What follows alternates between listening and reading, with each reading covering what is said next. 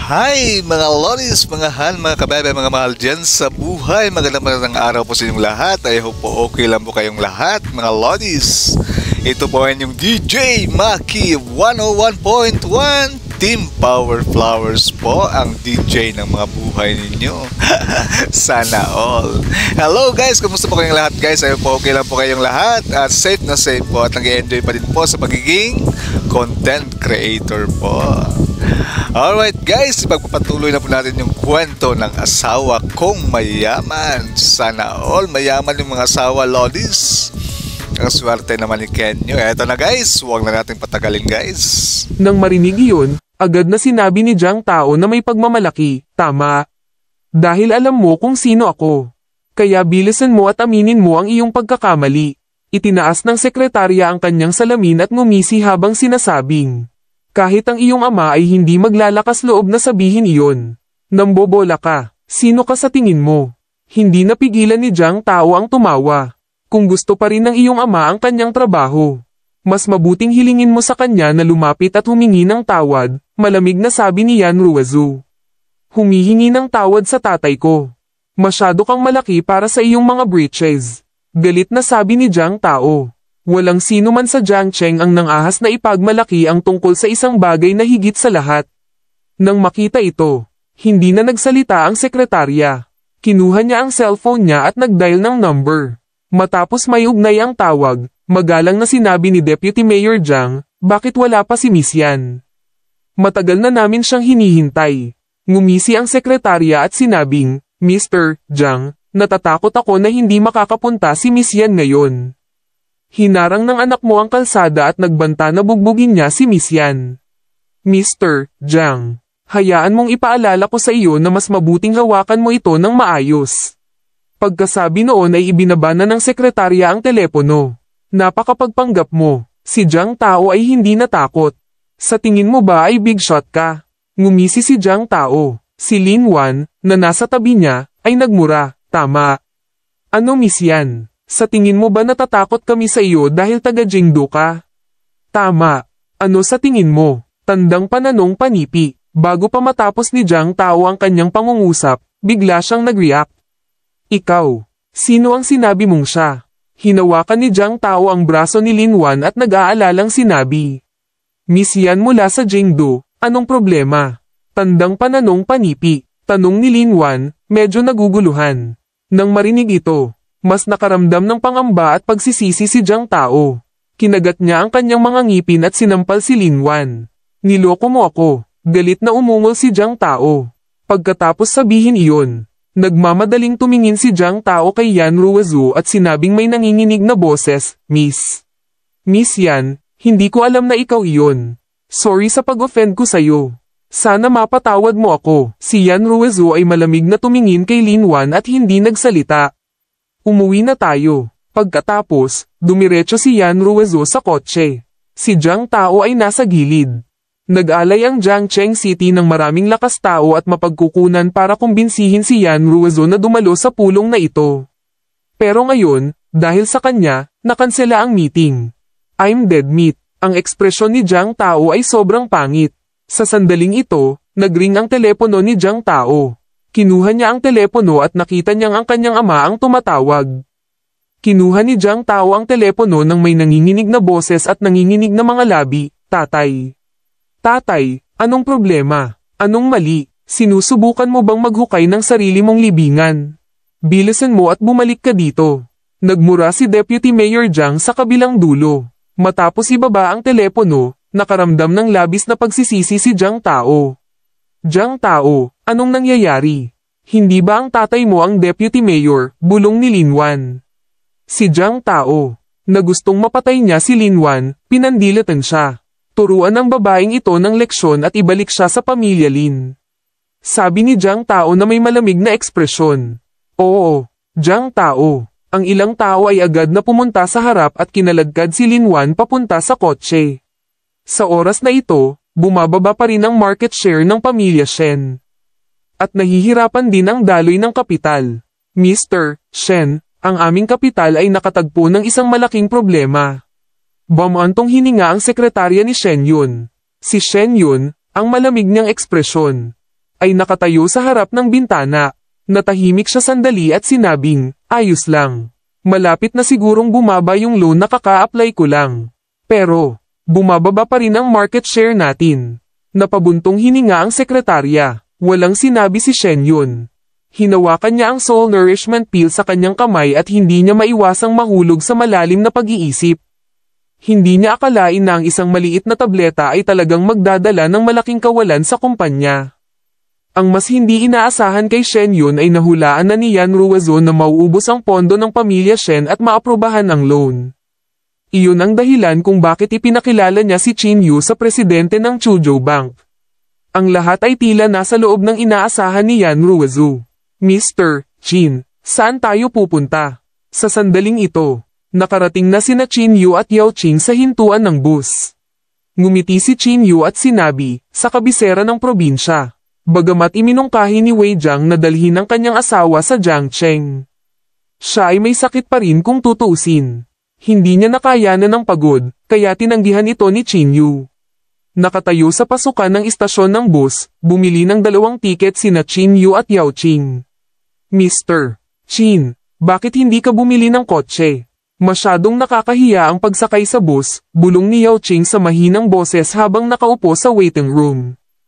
Inilibot ni Qin Yu ang kanyang mga mata at sinabing, ako ay isang ordinaryong tao lamang.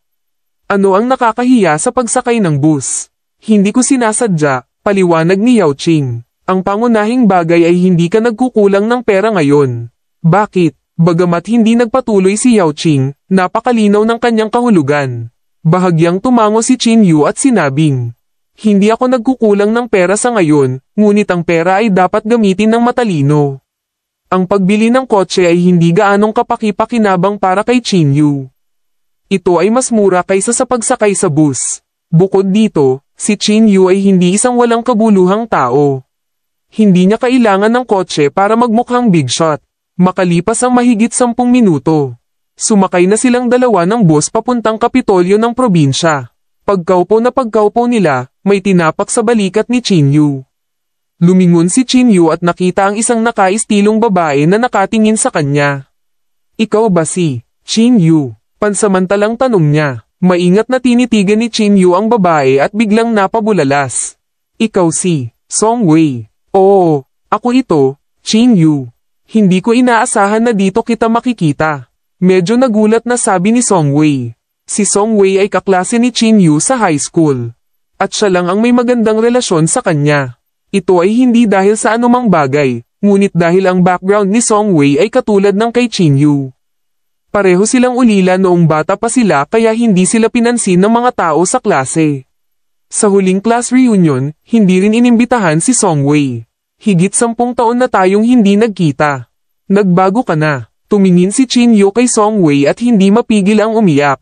Naalala niya na noong siya ay nasa paaralan. Si Song Wei ay isang batang babae na hindi marunong magbihis at magsuot ng hindi usong damit. Ngayon, nagmature na siya sa isang magandang babae. Ikaw din. Medyo nahihiyang sabi ni Song Wei. Nga pala, sa provincial capital ka rin ba magtatrabaho? Tanong ni Song Wei. Umiling si Qin Yu at nakangiting sinabi, may gagamutin ako. Treat someone. Medyo nagulat si Song Wei. Ilang taon na kitang hindi nakikita, pero naging doktor ka na talaga. Sabi ni Song Wei na may pagtataka. Napangiti si Qin Yu at hindi nagpaliwanag. Si Song Wei ay ipinanganak sa isang mahirap na pamilya, kaya nag-aral siyang mabuti at ngayon ay may master's degree mula sa isang prestihiyosong universidad. Hanggat ang trabaho ay naging maayos sa oras na ito, ang kanyang hinaharap ay puno ng potensyal. Nagkwentuhan silang dalawa at hindi huminto hanggang sa makarating sila sa Kapitolyo ng probinsya. Bago umalis, ibinigay ni Song Wei kay Qin Yu ang kanyang cellphone number at sinabing, makikipag-ugnayan ulit tayo sa isa't isa kapag may oras tayo. I-treat kita ng pagkain kapag naging stabilized na ang trabaho ko. Napangiti si Qin Yu at sinabing, okay, pangako. Pagkatapos, sumakay si Song Wei ng taxi at umalis sa lugar. Si Qin Yu at Yao Qing ay nakatayo sa istasyon habang hinihintay ang sasakyan ni Wei Jiang. Makalipas ang 10 minuto, huminto ang isang Audi A6 sa harap nilang dalawa. Sa kotse, sumimangot ang anak ni Wei Jiang na si Wei Hang at sinabing, Tay, Papayagan mo ba talaga si Chin Yu na gamutin ang sakit ng nanay ko? Hindi napigilan ni Wei Jiang ang bahagyang buntong hininga. Natural na hindi niya mapagkakatiwalaan si Chin Yu, ngunit masyadong halata ang kahulugan ni Yan Ruozu. Walang pagpipilian si Wei Jiang. Kung matino si Chin Yu, malamang na hindi siya makikialam. Napabuntong hininga si Wei Jiang. Sumimangot si Wei Hang at sinabing, pero paano kung ipilit niyang makialam? Umigting ang ekspresyon ni Wei Jiang at puno ng pag-aalala ang kanyang mukha. Para sa kapakanan ng nanay mo, masasaktan ko lang ang pamilya yan. Kinagat ni Wei Jiang ang kanyang mga ngipin na para bang nakagawa siya ng isang malaking desisyon. Kasunod nito, bumaba si Wei Jiang sa kotse at naglakad hanggang sa Chin Yu. Mr. Chin, mangyaring sumakay sa kotse, magalang na sabi ni Wei Jiang. Binati ni Chin Yu si Wei Jiang at saka sumakay sa kotse kasama si Yao Qing. Mr. Shu, mangyaring huwag intindihin. Nandito lang si Mr. Chin bilang accompaniment. Hinanda ni Wei Jiang ang sarili at sinabi. Sumulyap si Shu Maojun kay Chin Yu at saka ngumuso. Okay lang bilang saliw, pero binabalaan kita. Hindi ko gustong maistorbo kapag nagpapagamot ako ng mga pasyente. Bakas sa mukha ni Yao Qing ang sama ng loob. Magsasalita na sana siya nang lumapit si Chin Yu at pigilan siya. Mr. Chin, uminom ka muna ng tubig. Sasamahan ko si Mr. Shu sa pagsusulit, magalang na sabi ni Wei Jiang. Pagkatapos, sabay na pumasok sina Wei Jiang at Mr. Shu sa kwarto. Sa sala, nagbuo si Wei Hang ng isang tasa ng tsaa para kina Chin Yu at Yao Qing. Tapos, ngumiti siya at sinabing, Mr. Chin. Ikaw ba ay isang tradisyonal na Chinese medicine practitioner? Masasabi mo yan. Tumango si Chin Yu. Sa medical inheritance na iniwan ng kanyang ama, silver needles talaga ang ginamit. Dapat itong magkaroon ng ilang koneksyon sa tradisyonal na gamot na Chino. Gayunpaman, pagkatapos niyang marinig ang mga salitang ito, isang bakas ng paghamak ang bumungad sa mukha ni Wei Hang. Hindi mo ba alam na ang tradisyonal na gamot na Chino ay kasinungalingan? Sabi ni Wei Hang na may bahagyang panunuya. Hindi nagalit si Chin Yu. Ang tradisyonal na mundo ng medisina ng Chino ay talagang nadungisan ng isang grupo ng mga manloloko. Parehong may sariling pakinabang at disadvantage ang tradisyonal na Chinese medicine at Western medicine, nakangiting sabi ni Chin Yu. Umiling si Wei Hang at hindi na nagsalita pa. Lumipas ang oras bawat minuto. Makalipas ang halos kalahating oras, sa wakas ay lumabas sina Wei Jiang at Shu Maojun. Mr. Wei, huwag kang mag-alala sa sakit ng asawa mo. Ito ay sanhi lamang ng mababang asukal sa dugo, walang pakialam na sabi ni Shu Maojun. O tama, sa tradisyonal na gamot ng Chino. Ito ay tinatawag na Qi at Yang imbalance na sanhi ng mababang asukal sa dugo. Ito ay humahantong sa pisikal at mental na pagkapagod. Sa oras na ito, tinitigan ni Shu Maojun si Chin Yu ng pagalit. Sa totoo lang, hindi naiintindihan ni Chin Yu ang alinman sa mga ito. Hindi pa siya nag-aral ng tradisyonal na Chinese medicine. Kaya natural na hindi niya naiintindihan ang mga propesyonal na terminong ito. Sa tabi niya, bumantong hininga si Wei Jiang at sinabing, pumunta kami sa ospital para suriin at ganoon din ang sinabi ng ospital. Ngunit pagkatapos uminom ng napakaraming gamot, hindi pa rin siya gumaling. Medyo may pagmamalaki na sinabi ni Shu Maojun. Ang mga mapagkukunan ng ospital sa Chuzhou ay hindi maganda.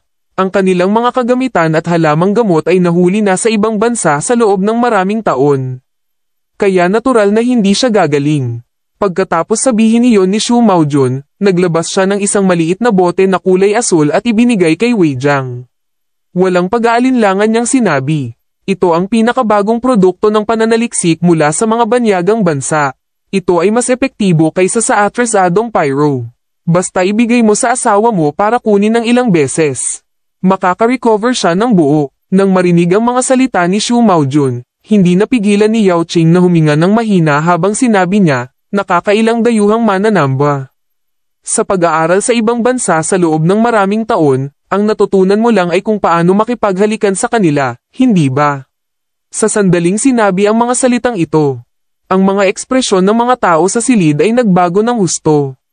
Lalo na si Shu Maojun, na pinagalitan pa, Mr. Chin, mangyaring disiplinahin ang iyong nasasakupan. Hindi ko siya subordinate. kundi kaibigan ko. At saka, sa tingin ko tama ang sinabi niya, walang ekspresyong sinabi ni Chin Yu. Ang bawat galaw ni Shu Maojun ay may banyagang sumasamba sa hangin. Nang banggitin niya ang sarili niyang bansa ay puno ng paghamak ang mukha niya. Ngunit kapag binanggit niya ang mga dayuhang bansa ay puno ng pride ang mukha niya na talagang ikinaiinis ng mga tao. Ngumisi si Shu Maojun at sinabing, ano? Hindi ako pinapayagang sabihin na ang bansang ito ay nahuhuli.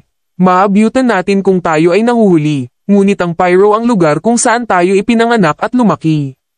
At hindi natin ito dapat tingnan. Sabi ni Chin Yu na may malamig na ekspresyon. Nang marinig iyon ni Shu Maojun, hindi niya napigil ang tumawa ng malakas at sinabing, pasensya na. Nakakuha na ako ng green card sa ibang bansa. Sa mahigpit na pagsasalita, hindi na ako mamamayan ng Pyro. Malamig na tiningnan ni Chin Yu si Shu Maojun at sinabing, mula sa tono ng iyong boses. Masasabi ko kung anong uri ka. O talaga, nagtaas ng kilay si Shu Maojun. Anong klaseng tao sa tingin mo ako? Tanong ni Shu Maojun na may bahid ng saya. Ngumisi si Chin Yu at sinabing, isa kang taksil na tao na itinapon ang sarili mong bansa sa ilalim ng bus at humahalik sa mga tagalabas. Ang isang taong tulad mo ay tiyak na hindi magkakaroon ng anumang natatanging kasanayan sa medikal. Upang maging mas tumpak, ang isang taong tulad mo ay hindi matututo ng kahit ano. Sa makatuwid, nagdududa ako sa iyong diagnosis. Ang mga salita ni Chin Yu ay mahinhin at makapangyarihan, na ginagawang mahirap para sa mga tao na maliitin ang mga ito. Alright guys, thank you so much po. Natapos na naman po yung panibagong kabanata po natin mga Lodis. I hope po nag-enjoy po kayo at nagustuhan niyo po yung panibagong kabanata po ng asawa kong mayaman. Sana all lang po talaga mga Lodis. Alright guys, thank you so much po. I hope po i-share niyo po yung video kung nagustuhan niyo po and paki-like na lang din po. Maraming salamat po. Ito po yung DJ Maki 101.1 Team Power Flowers po. Bye-bye!